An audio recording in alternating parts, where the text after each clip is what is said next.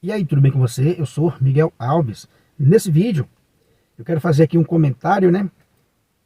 Eu estava vendo aí alguns comentários, né, protestantes, e vamos analisar um pouco, à luz das Sagradas Escrituras, né, alguns comentários.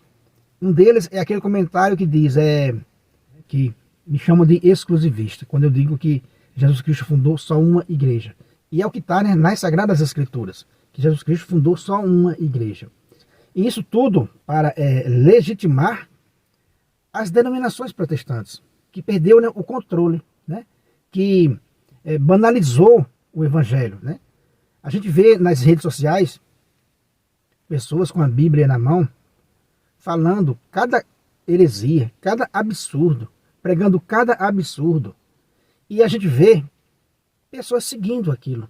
Então, é uma desordem, né? E o mundo parece que não se importa. Tem aquelas igrejas, né, protestantes, que é mais respeitosa, que respeita um pouco mais o evangelho, tal, mas mesmo assim a fundação dela não é bíblica, né? Veio da interpretação de um homem. Mesmo assim ela não é a igreja de nosso Senhor Jesus Cristo. Agora imagine essas outras igrejinhas que apareceram, né, nos últimos anos e infestaram as cidades, as esquinas, né, as garagens, como a gente fala, em todos os lugares. Imagine isso aí, essa desordem, né? Essas pessoas pregando.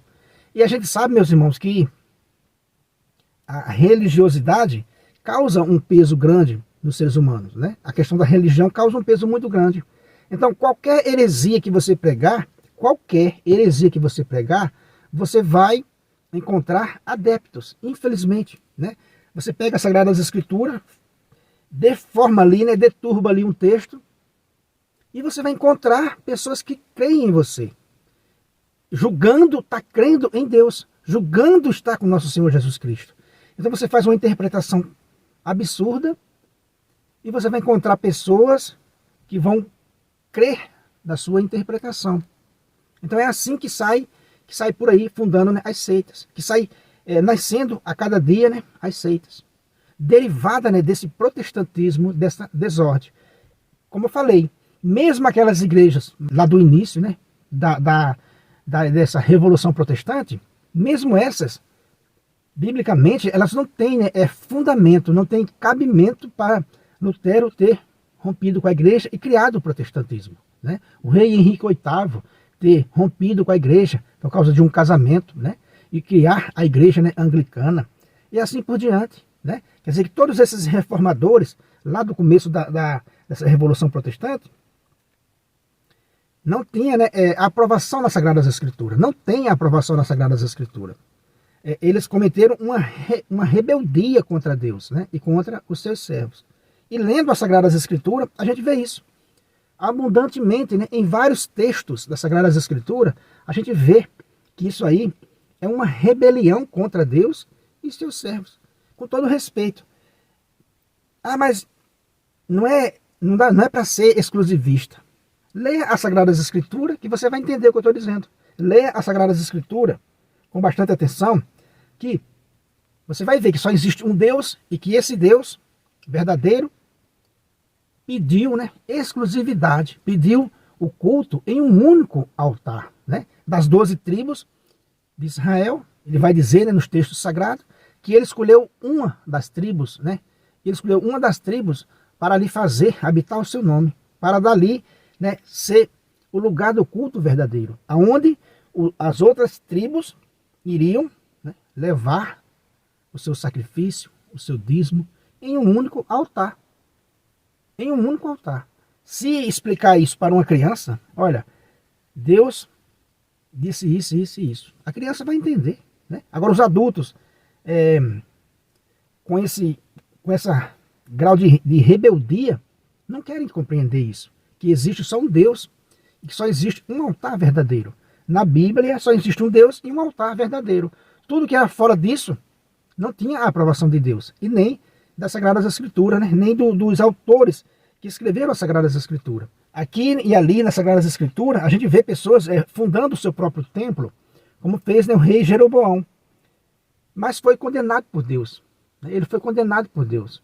Então quer dizer que os irmãos protestantes, né, não conseguem perceber isso, que criar, fundar um outro altar, fundar o seu próprio templo. E veja, e eles vão dizer, não, mas é em nome de Cristo. Veja, Jeroboão também, quando fundou os seus altares, que foi condenado, ele fundou em nome de Deus. Ele disse, olha, isso aqui são os deuses que te tirou do Egito. A mesma coisa, você funda uma igreja hoje e diz, olha, Jesus Cristo também está aqui. Mas qual o Jesus Cristo? Né? Qual o Deus que está nesses lugares? Né?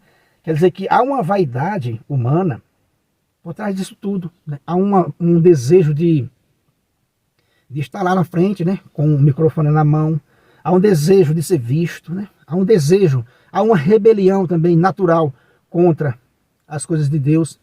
Não está escrito que no fim dos tempos surgirão falsos profetas, né? Muitos não vão suportar a sã doutrina. É isso aí, né? É isso que a gente está vendo. Por exemplo, né? Em Números, no livro de Números, capítulo 12, logo no início a gente vai ver que Maria e Arão teve ali um início de uma rebelião contra Deus e contra Moisés, mas que rapidamente Deus castigou Maria, né? Ela ficou leprosa e aquela rebelião parou, né? Mas veja, no início, eu vou ler só o início do capítulo 12, né? Diz assim, ó, capítulo 12 de Números. Maria e Arão criticaram Moisés por causa da sua mulher etíope. Diziam, acaso o Senhor falou só por Moisés? Não falou também por meio de nós? E o Senhor ouviu isso. Veja, Arão, né, e Maria criticaram Moisés por causa da sua mulher etíope. E disseram, acaso o Senhor falou só por meio de Moisés, né? Só por Moisés? Não falou também por meio de nós? Olha aí, né? Eles quiseram tomar o lugar de Moisés. Deus não falou por meio de nós também? Falou só por Moisés? Veja, e isso foi Arão e Maria, que convivia com Moisés, mas que não gostou daquela atitude de Moisés por causa da mulher etíope.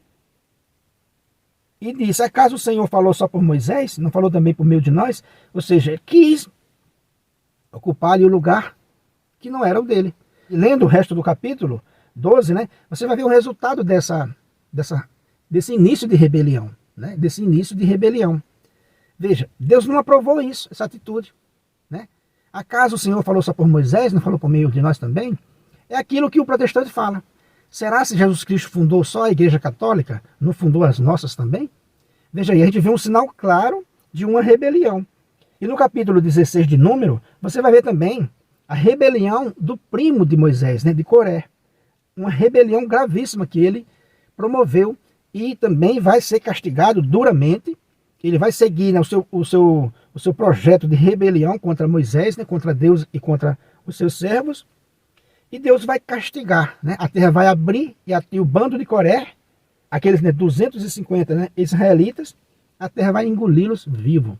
Veja, vou ler também apenas o início do capítulo 16. Diz assim, né? Ó, revoltaram-se contra Moisés com mais 250 israelitas, todos chefes da comunidade. Observe que eles já eram chefe da comunidade. Membros do conselho e pessoas de posição. Olha aí, eles eram membro do conselho, né? Eles eram chefe da comunidade, membro do conselho e pessoa, né, de posição. Amotinaram-se contra Moisés e Arão e lhes disseram, basta, todos os membros da comunidade são consagrados e o Senhor está no meio deles. Com que direito vos colocais acima da comunidade do Senhor? Veja que coisa gravíssima, né? Eles eram chefes da comunidade, membros do conselho e pessoas de posição. Veja, né? Eles já serviam a comunidade de Deus, né? Eles eram chefes, eles estavam, né, instituídos para os seus devidos, né, lugares, para os seus devidos, né, cargos, podemos dizer assim.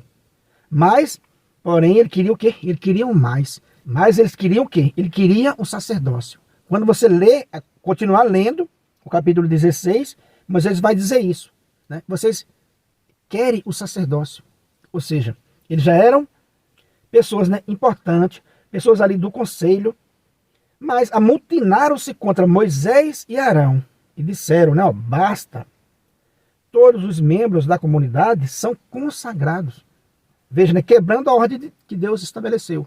Todos os membros são consagrados e o Senhor está no meio deles. Com que direito vos colocais acima da comunidade? Com que direito vos colocais acima da comunidade? Ou seja, eles queriam o quê? Quebrar a ordem que Deus estabeleceu. Deus estabeleceu Moisés e Arão, né? Deu as tábuas a Moisés dos 10 mandamentos. Veja, Deus não deu para cada membro da comunidade uma tábua com os 10 mandamentos.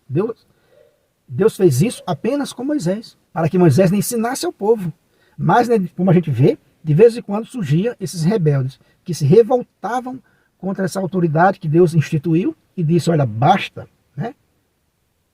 Com que autoridade vos colocais acima da comunidade de Deus, né, da comunidade do Senhor? E a gente vai ver que Deus também não vai gostar dessa atitude, dessa rebelião, e vai castigá-los.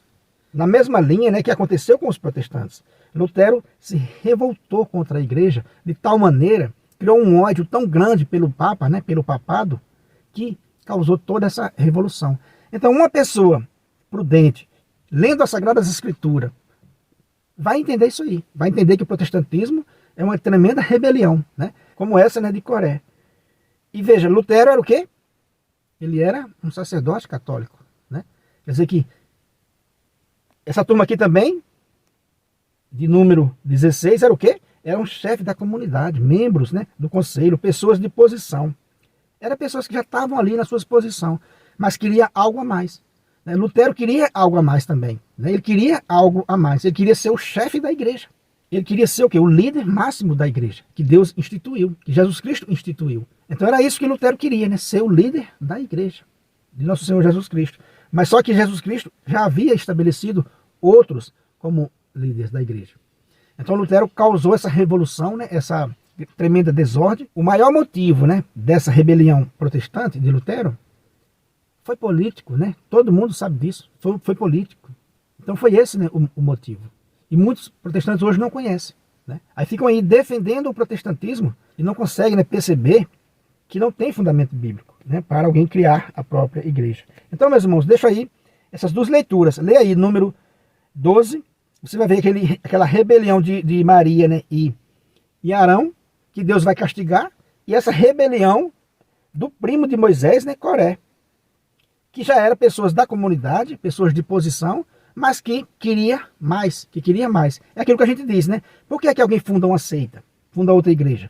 Porque ele quer ser o líder lá na frente. Né? Existe um orgulho humano. E outra coisa também que atrai também é o dízimo, né, e as ofertas. Então quer dizer que existe esse desejo de ser o líder. Aí como você não consegue ser o líder na igreja de nosso Senhor Jesus Cristo, porque Jesus Cristo já estabeleceu, né, essas lideranças, aí você simplesmente funda a sua igreja, porque lá você se torna, né, o seu papa, lá você se torna o seu líder maior, né? Lá ninguém manda em você, você lá é o chefe de tudo. Então, meus irmãos, é lendo, né, esses textos sagrados que eu fui, né, compreendendo essa rebelião protestante.